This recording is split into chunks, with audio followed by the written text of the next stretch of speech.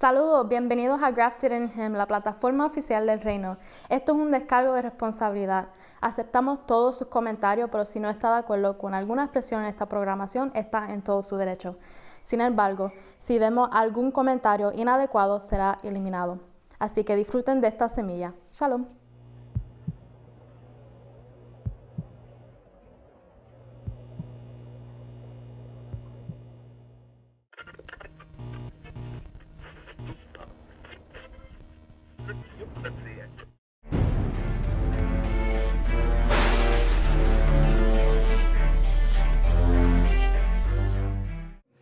Bienvenidos a Grafted in Him una vez más a esta plataforma del reino, la plataforma oficial del reino. Mi nombre es Ezequiel, sí me llamo Dios y este es el programa Código de Vida. Estamos aquí hoy en este espacio sagrado, un día separado para el Eterno.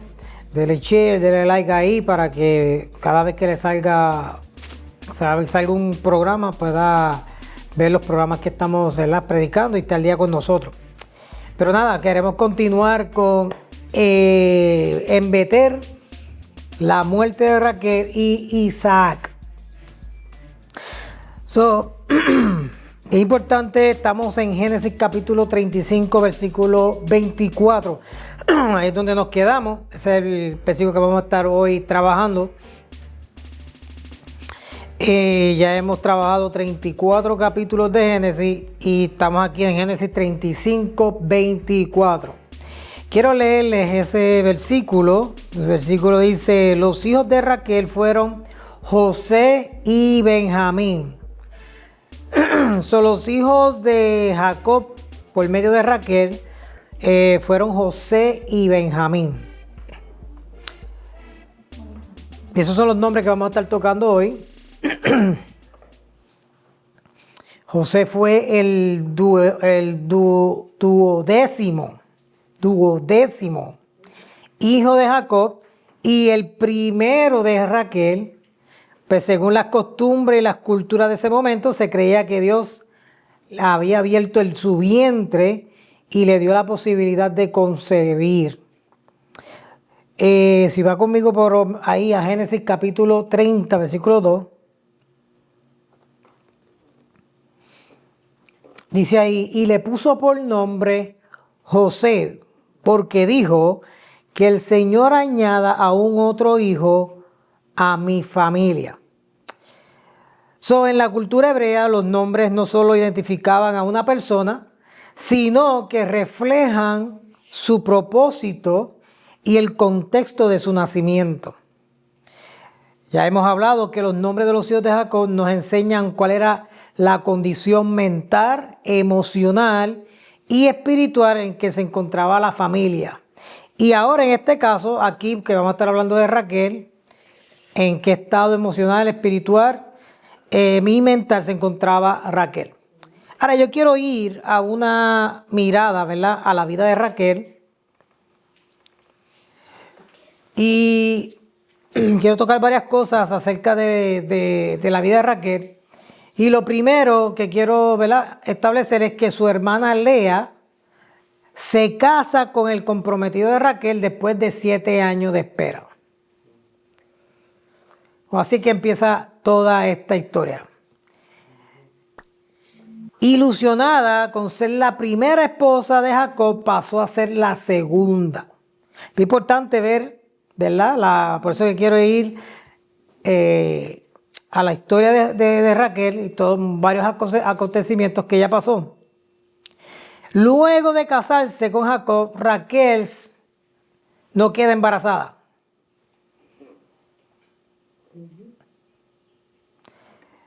Otro dato bien importante es que Raquel no fue la primera en darle hijos a Jacob. Pero ¿sabes qué? Tampoco la segunda ni la tercera. Fue la última. Es bien importante porque este punto es bien importante para el final de lo que hoy vamos a estar tocando. Fue la última en darle hijos a Jacob. Un detalle bien importante.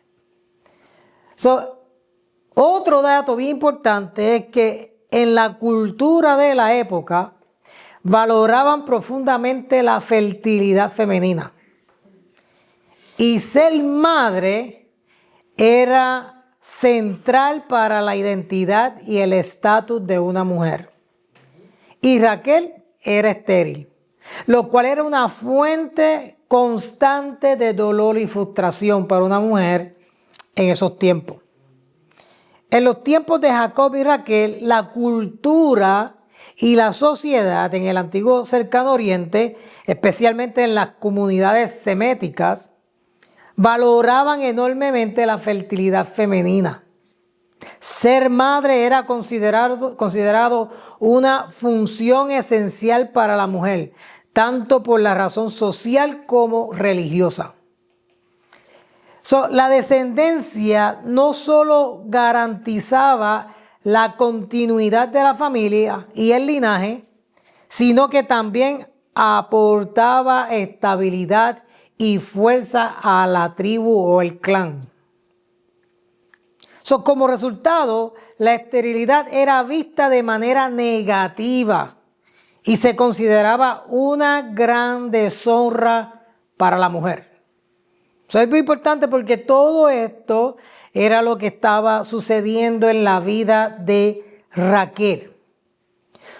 La esterilidad en mujeres como Raquel implicaba vergüenza personal, presión social y hasta sentimiento de exclusión. La mujer sin hijo a menudo enfrentaba una menor consideración en sus hogares y familia, y sus esposos podían tomar concubinas o esposas adicionales para asegurar la descendencia, como sucedió en la vida de Jacob, que tuvo a Bilha y tuvo a Zilpa, que eran siervas de Raquel y Lea. Y estas mujeres también le dieron hijos a Raquel y a Lea en el tiempo, ¿verdad?, que ellas no podían tener hijos. Ahora, en un contexto donde se creía que la fertilidad era una bendición divina, la esterilidad se interpretaba a veces como un signo de falta de favor divino. Y este detalle es bien importante. Es bien importante. Las mujeres estériles como Raquel solían recurrir, oiga bien, a la oración intensa, buscando la intervención divina para lograr el milagro de concebir. Y esto era algo que se daba mucho en estos tiempos. En este sentido, cuando Raquel finalmente concibió a José, el evento fue visto como una intervención divina y una reivindicación personal para ella dentro de la familia y la sociedad. Su deseo de tener hijos era tan intenso que cuando usted lee en Génesis capítulo 30, versículo 1, le dice a Jacob: dame hijos o me muero. Lo que mostraba la desesperación y la importancia que le daba a ser madre. La rivalidad entre Raquel y su hermana Lea, quien también era esposa de Jacob, aumentaba la angustia de Raquel. Lea le dio varios hijos a Jacob, mientras que Raquel permanecía estéril durante mucho tiempo. Es importante porque Raquel observaba la fertilidad de Lea y sentía envidia, y por eso es que tú veías que había rivalidad, había competencia. Esta rivalidad también indica una competencia constante entre ambas, la cual intensificaba la tensión y la presión emocional. Es importante porque todo esto era lo que estaba sucediendo en aquella familia. Aunque Raquel era la esposa amada de Jacob, la incapacidad de tener hijos la hacía sentir en una posición inferior, la hacía sentir menos. La esterilidad podría haber afectado su autoestima y su percepción de valor, especialmente en una sociedad donde la maternidad era vista como una bendición divina. Importante ver esto. Y esto era lo que estaba pasando con Raquel. Raquel experimenta dolor emocional y sensación de exclusión dentro de la propia familia, ya que ella no podía contribuir a la descendencia como lo hacían otras esposas de Jacob. Ella no podía contribuir a la descendencia de Jacob. Y en estos tiempos eso era sumamente importante. Por eso es que en esta cultura permitían y era legal que los hombres tuvieran más de una mujer. No por el acto sexual o porque el hombre para darse patada de que tenía muchas mujeres. Simplemente era herencia, era tener herederos, era tener descendencia. Eso es bien importante porque Raquel vivió una mezcla de amor, esperanza, celo, desesperación por causa de su esterilidad. Ahora es importante porque mira lo que significa el término estéril. El término estéril se refiere a la incapacidad de producir o reproducirse. En un contexto biológico se usa comúnmente para describir a una mujer que no puede concebir o procrear. Una mujer estéril es aquella que no puede tener hijo debido a condiciones físicas, médicas o de otro tipo.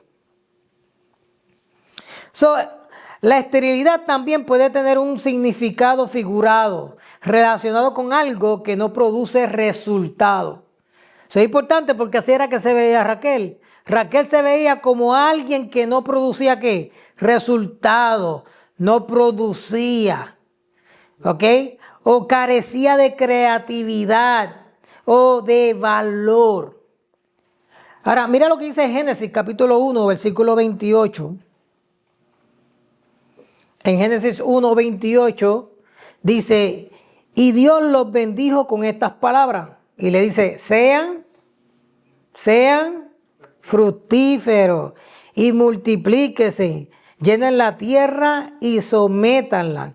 Dominen sobre los peces del mar y las aves de los cielos y todos los animales que se arrastran por el suelo.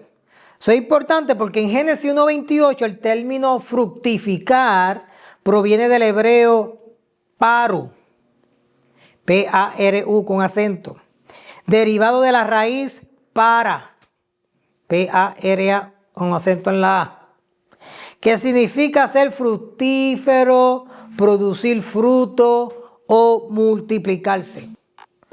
En este contexto, el Creador bendice a los seres humanos diciendo, fructifica, multiplícate, llena la tierra y sojúzgala. Hay algo aquí que sí Raquel estaba bien. Raquel estaba bien en querer ser fructífera. Raquel estaba bien en querer multiplicarse. Raquel estaba bien en querer llenar la tierra. El problema de Raquel era que para ella era más importante más importante para ella cumplir con la sociedad que lo que Dios estaba diciendo. Sí estaba bien porque es un mandato de Dios que las mujeres se fructificaran y multiplicaran. Pero el problema era que ella lo quería hacer con las razones equivocadas. Ella lo que quería era competir, tener más hijos que tuviera. Había rivalidad, había conflicto, ¿ve? Y a la misma vez ella quería presentarse delante de la sociedad, ¿verdad? Como una mujer admirada, reconocida.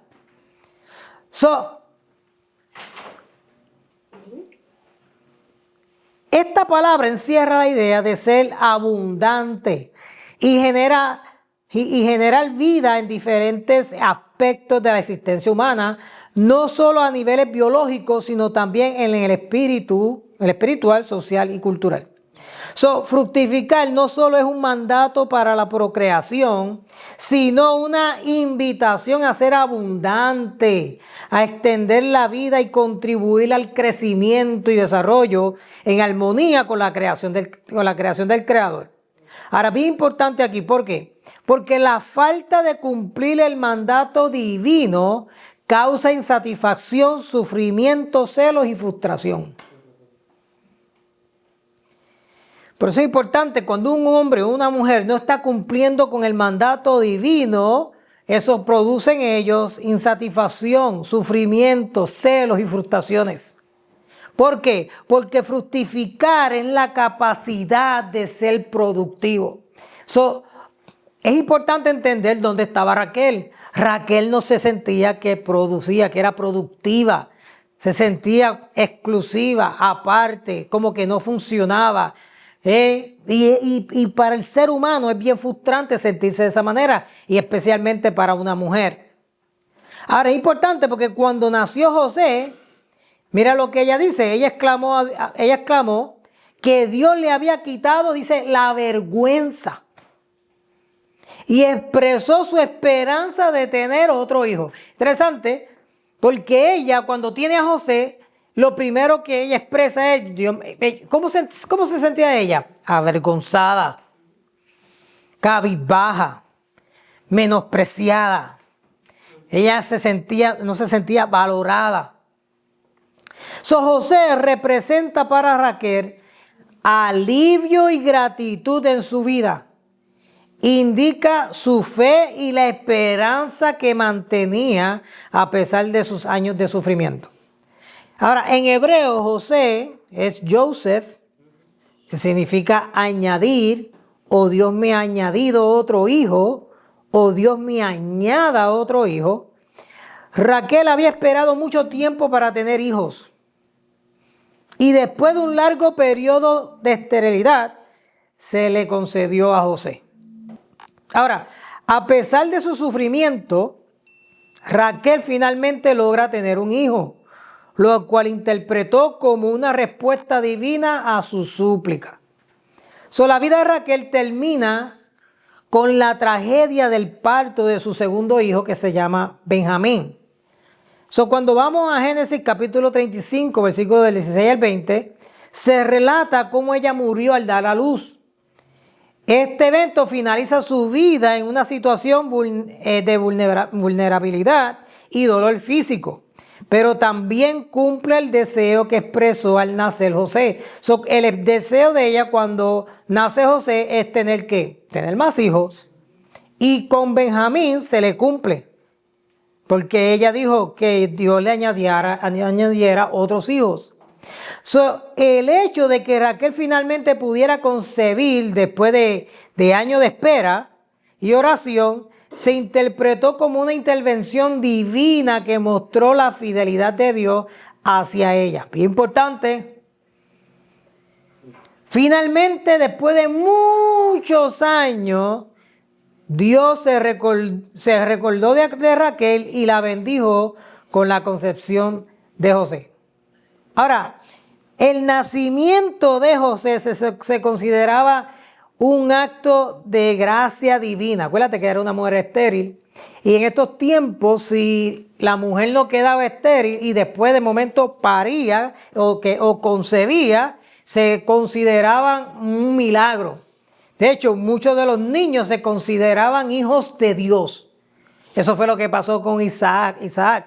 Isaac se consideraba un hijo de Dios. ¿Por qué? Bueno, porque su madre, aún muy anciana, concibe y lo tiene a él. En los tiempos antiguos se consideraba que ese niño era un hijo de Dios, porque era un milagro. Ellos consideraban eso un milagro. Ese niño es de Dios. Interesante, porque esta es la experiencia que Raquel está teniendo aquí con José. José se considera un hijo de Dios. Por eso es que vemos más luego en la historia cómo Dios, ¿verdad? En la vida de José, vemos cómo José se comporta y en el hombre que se convierte. Y todo fue plan porque Dios tenía propósito con ese niño.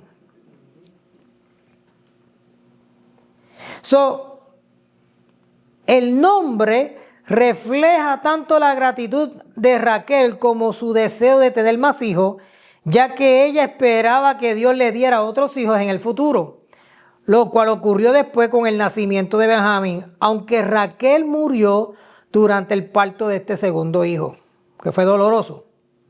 José simboliza para Raquel una bendición divina y la realización de un profundo anhelo ya que ella había deseado ser madre durante mucho tiempo sin éxito.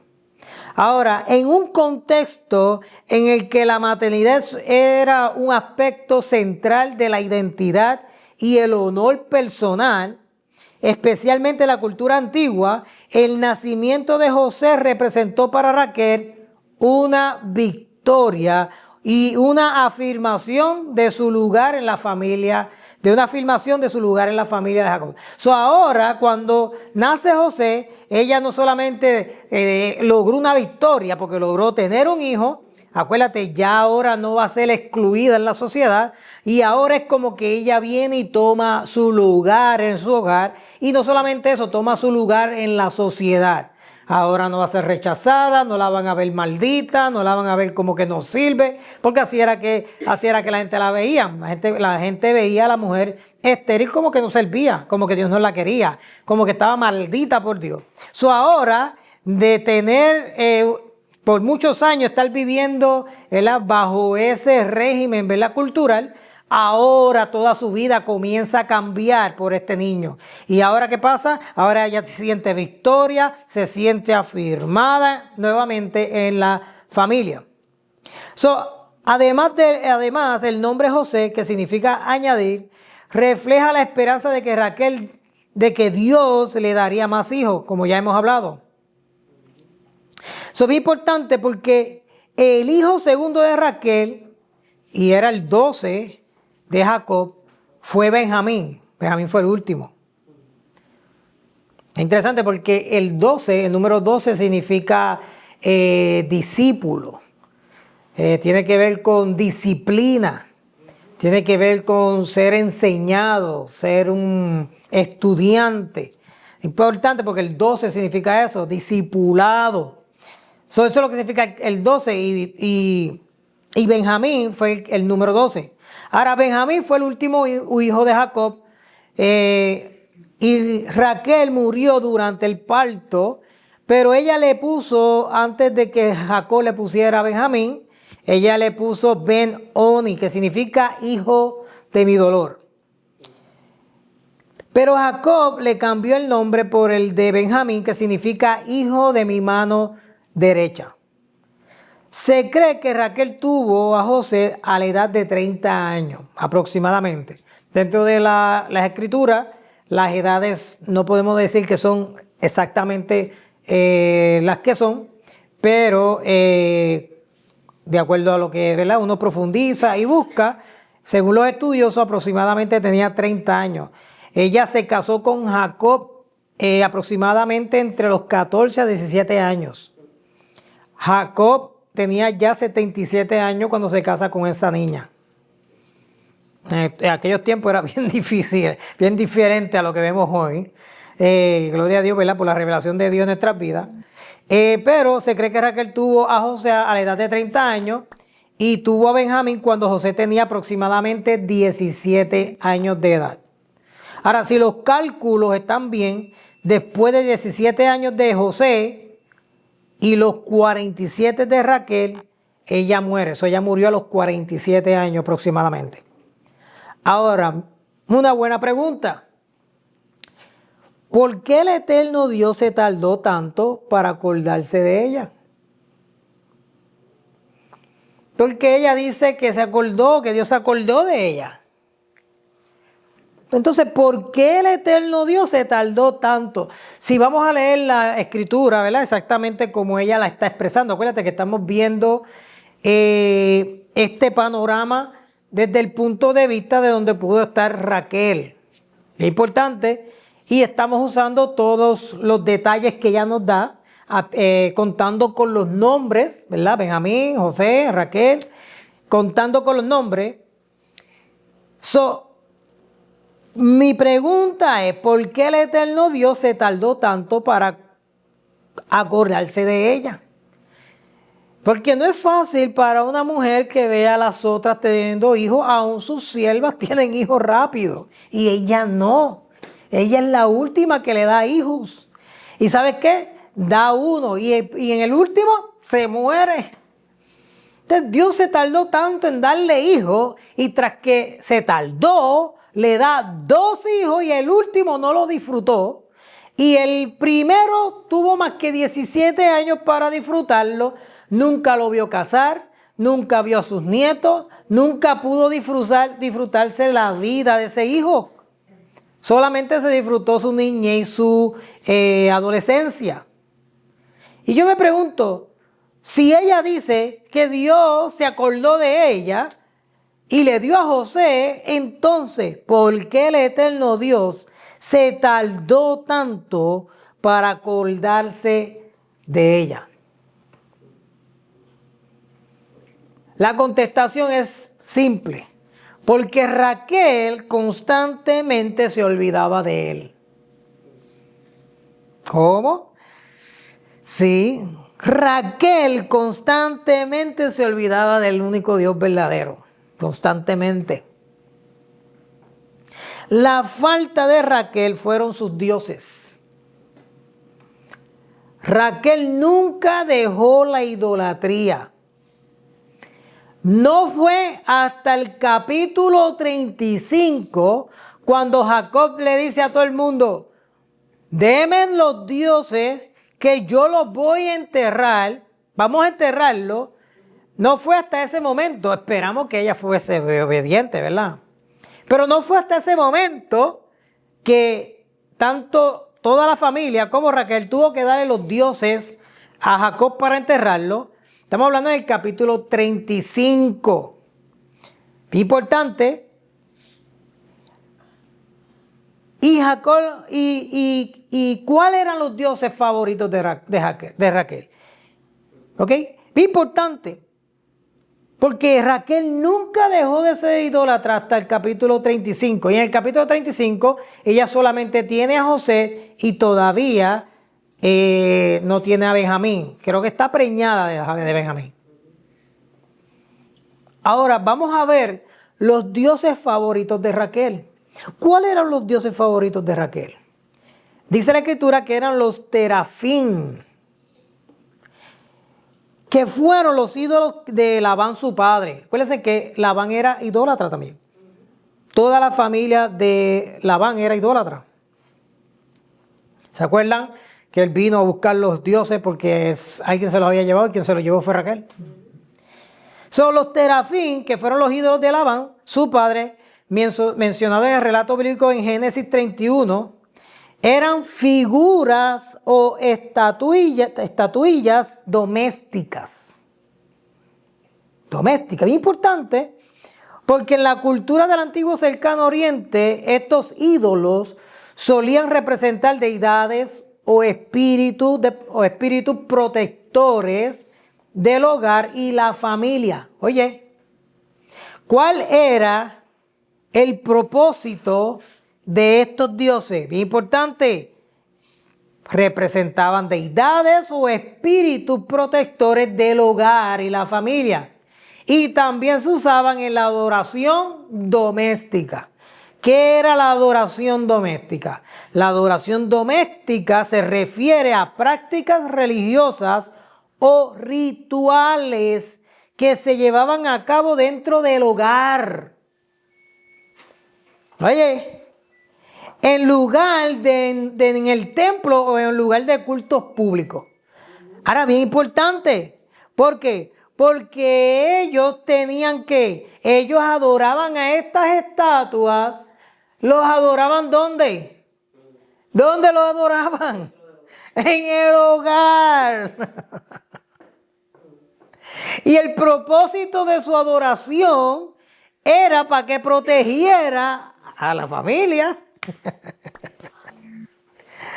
¿Están viendo el panorama? Estos eran los dioses favoritos de Raquel. En la antigüedad, especialmente en la cultura del cercano Medio Oriente, era común que la familia tuviera sus propios ídolos o imágenes de deidades, conocidos como los terafín o ídolos familiares, a quien rendían culto en su propio entorno familiar. Ahora es importante porque si estos ídolos o estos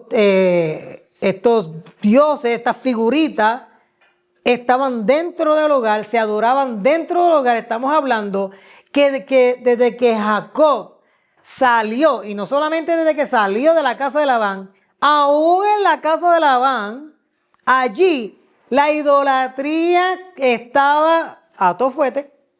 Ella cogió, se llevó esos ídolos, los escondió y se los llevó ¿para dónde? Para su casa. Cuando era el momento de dejar los ídolos en la casa de su padre. ¿Por qué? Bueno, porque Jacob le dijo a Raquel, a mí se me reveló el único Dios verdadero. Se me reveló a Dios, el verdadero Dios. So, cuando Raquel le dice eso, cuando Jacob le dice eso a Raquel, Jacob iba a salir. Cuando Jacob va a salir, que habla con Raquel y habla con Lea, era el momento de Dios para que ellos dejaran la idolatría en casa de Labán. Pero eso no fue lo que hizo la nena. ¿Qué hizo la nena? ¿Qué hizo la nena? Primero se los llevó escondida de su padre, pero también escondido de Jacob. Y cogió esos dioses y los metió ¿dónde? En su casa, en su tienda. No lo dejó, no lo dejó con Labán. Eso es bien importante, porque esta adoración doméstica podía incluir ofrendas, oraciones, o la creencia de que estos ídolos traían protección, prosperidad y bienestar al hogar. Ahora vemos por qué todos los capítulos que estuvimos hablando acerca de la familia de Jacob, lo que hemos visto es una familia disfuncional, donde lo que hay competencia, lo que hay rivalidad, no había paz, no había gozo, todo era un conflicto, todo era una pelea, porque aquella tenía más, aquella tenía menos, porque esta era la mejor y aquella era la peor. Esto es todo lo que hemos estado viendo todo este tiempo. Mientras nosotros hemos discutido todo lo que aquellas personas estaban experimentando, todo lo que estaban experimentando en la casa de Jacob, hoy podemos ver por qué era. La idolatría estaba en la casa de Jacob.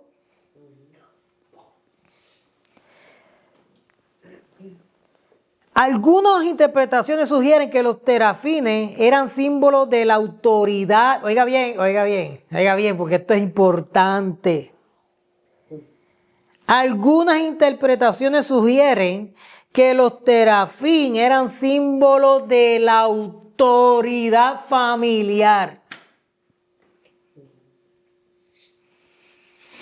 ¿Qué estamos viendo aquí? Estamos viendo aquí que aunque el único Dios verdadero quiere se les revela a Jacob y quiere sacar esa autoridad que estaba allí, que eran los ídolos, quiere sacar esa autoridad. ¿Para qué? Para cambiar el entorno de toda su vida y que caminaran de acuerdo al reino de Dios. Ellos se concentraban en querer tenerlos allí. Eso no le pasa a mucha gente, ¿verdad? Dios viene, trae una revelación, Dios se les aparece, Dios les da un nuevo camino y la gente se empeña en quedarse de donde Dios quiere sacarlos.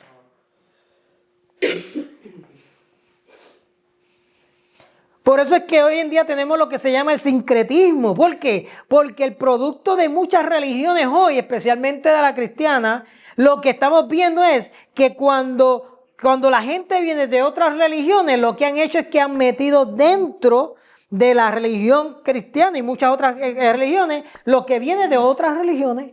Sincretismo es eso. Sincretismo es la mezcla de muchas religiones o doctrinas o rituales que vienen de otros lados, de otras religiones, y los meten en lo que es el reino de Dios. Y eso hay que sacarlo para afuera.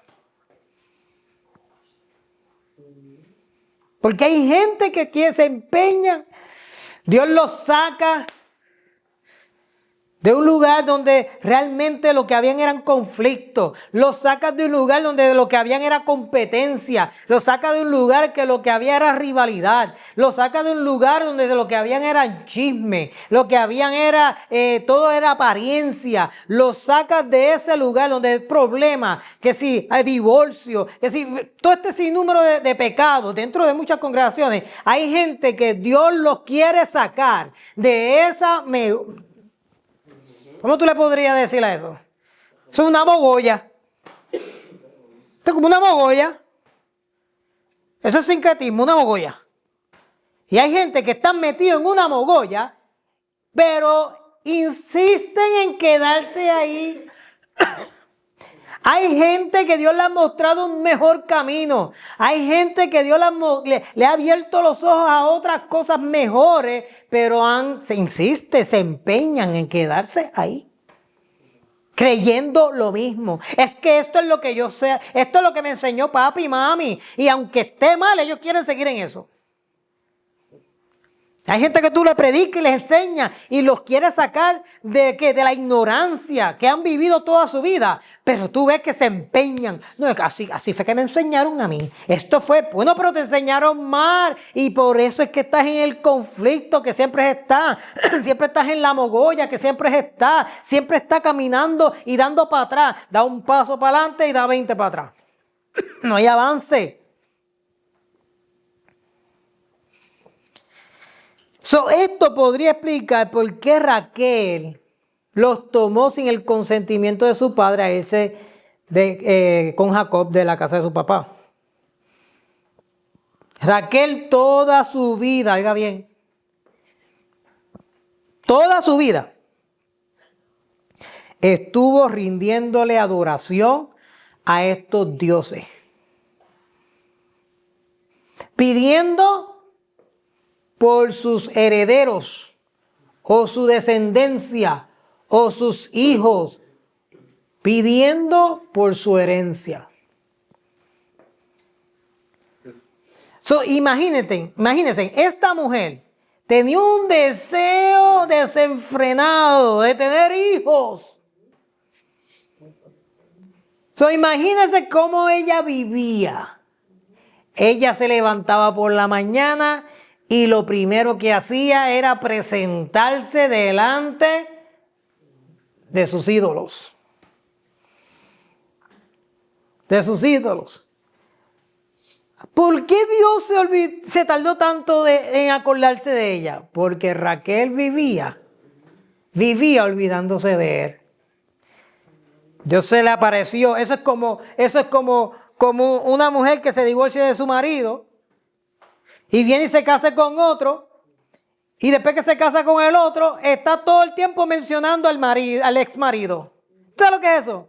Mencionando al ex marido, o hablando del ex marido, o acordándose del ex marido, o comparándolo con el ex marido.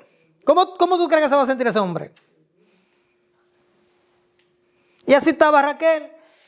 Dios se le reveló como el único Dios verdadero. Yo soy el único Dios verdadero. Pero Raquel insistía, se empeñaba en seguir a otros dioses. Raquel estuvo toda su vida bajo la influencia y las prácticas religiosas de su padre, que involucraban la idolatría. Aquí vemos que en la casa de Jacob mandaba Labán. Jacob no supo ser cabeza de su casa, porque todavía en su casa mandaba el pai de sus mujeres. Todavía en su casa estaban los dioses de su padre. Todavía en su casa estaba la idolatría de su padre. Todavía en su casa estaban las costumbres religiosas de su padre. Todavía él lo único que aprendió fue a trabajar, más nada. Fue tremendo proveedor, como hay muchos hombres. Tremendos proveedores. Pero no saben ser padres. No saben ser la fuente de la casa. Es cosa, ¿verdad? Pues así estaba Jacob. El ungido de Dios, el escogido de Dios. Pero en su casa mandaba el pai de sus mujeres. Todavía las costumbres, las enseñanzas, las doctrinas que le enseñó Labán estaban metidas. Y es interesante porque si es realidad, ¿verdad? Y tomando, ¿verdad? De aquí y de allá, si esa nena, cuando se casó con ese hombre, tenía 14, 17 años, o sea, él tenía la oportunidad de que, era la oportunidad de terminarlas de criar. Porque realmente una nena de 14 años todavía no está criada. Era el momento de él tomar esas muchachas y criarlas a la manera de Dios, enseñarlas a la manera de Dios. Ubicarlas a la manera de Dios. Pero ¿sabes qué? ¿No? Tanto Raquel como Jacob se acordaban de Dios de vez en cuando. A veces tenía que Dios revelárseles de nuevo porque si no, no se acordaban. Y así hay mucha gente que tienen que pasar por pruebas y situaciones y problemas y pasarla mal y a veces hasta por muertes o enfermedades para entonces decir, ¡ay Dios! ¡Ay Dios! Esta es la triste historia de muchas familias hoy en día. Los terafín simbolizaban la autoridad sobre la familia. Y ahora podemos ver por qué la familia de Jacob era un desastre. Ahora podemos entender por qué en casa de Jacob había tanto conflicto y tanto desorden. Fue tanto así que el hijo mayor se acostó con una de sus mujeres, con una de sus esposas. ¿Sabes cosa? La falta de respeto, la falta de honor, la falta de lealtad, la falta de integridad, la falta de carácter. Eso es lo que había allí. Eso era lo que había allí. La escritura es clara en cuanto a poner a otros dioses o ídolos por encima del único Dios verdadero. Es un pecado, es una transgresión contra Dios grave. En los 10 mandamientos Dios da una instrucción directa sobre la adoración exclusiva hacia Él. Y Él lo primero, lo saca de esclavitud. De hecho, cuando lo saca de la esclavitud, lo saca de la idolatría, lo saca de estar adorando a otros dioses. Cuando Dios saca al pueblo de Israel de Egipto, lo está sacando de lo mismo que quiere sacar hoy a Jacob. ¿Y sabes qué? Esto en el pueblo de Israel nunca cambió. Todavía en el tiempo de Yeshua todavía esta gente estaba peleando con esto. Les gustaban ser adúlteros, eran unos adúlteros. Eres un adúltero espiritual y así mismo los llama Dios. Eran adúlteros. No tendrás dioses ajenos delante de mí. Es lo primero que le dice. Es lo primero que le dice. El Rey del universo debe ser adorado de forma exclusiva y que no debe haber otros dioses en la vida de un creyente.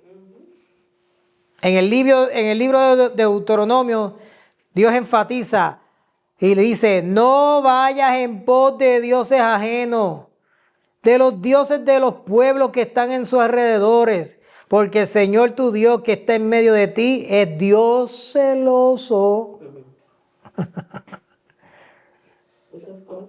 Deuteronomio 6 del 14 al 15.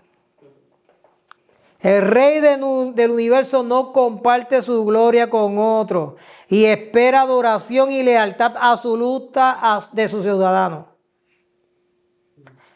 La Escritura nos muestra ejemplos de las consecuencias que enfrentaron los israelitas por su idolatría, ya que frecuentemente cayeron en la tentación de adorar a dioses paganos.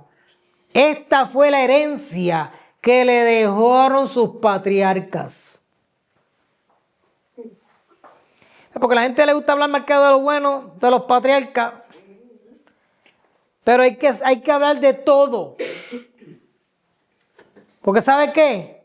Desde aquí, porque estos son los comienzos, ¿verdad? Como dicen ellos, pues desde aquí estamos viendo la idolatría. Pero ¿sabe qué? El propósito de Dios revelarse a Abraham, Isaac y Jacob era que sacara esto del medio. Pero ellos nunca lo sacaron. No lo sacaron. ¿Y sabe qué? No se lo enseñaron lo suficiente a sus hijos como para ver en el futuro que nunca lo practicaran. ¿Y sabes qué? Eso, cuando vemos la Biblia, cuando vemos la Escritura, nos damos cuenta que ellos nunca dejaron la idolatría. Pero dice Jeremías 25:6. Este Jeremías hablándole al pueblo dice: no anden en pos de dioses ajenos para servirle y para inclinarse ante ellos. Y no me provoquen a ira con la obra de sus manos. Y no les haré mal. El mal que venía sobre el pueblo era porque violaban la ley de Dios. Eso era una ley. La ley, si la cumple, te bendice. Si no la cumple, te maldice.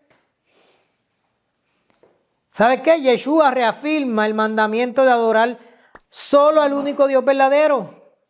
Y amarás al Señor tu Dios con todo tu corazón, con toda tu alma y con toda tu mente.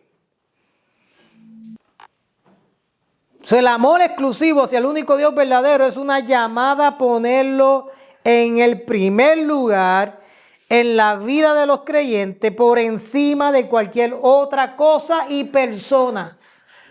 Importante, nada puede ir por encima del único Dios verdadero. En Primera de Juan 5:21, el apóstol Juan dice: hijitos, guardaos de los ídolos. Nada puede tomar el lugar del Rey del Universo en el corazón del creyente. Ni el dinero, ni el poder, ni el sexo, ni las posesiones, incluso ni las relaciones pueden tomar el lugar de Dios. El poner a otros dioses o cosas por encima del gran Rey es un pecado que aparta a la familia.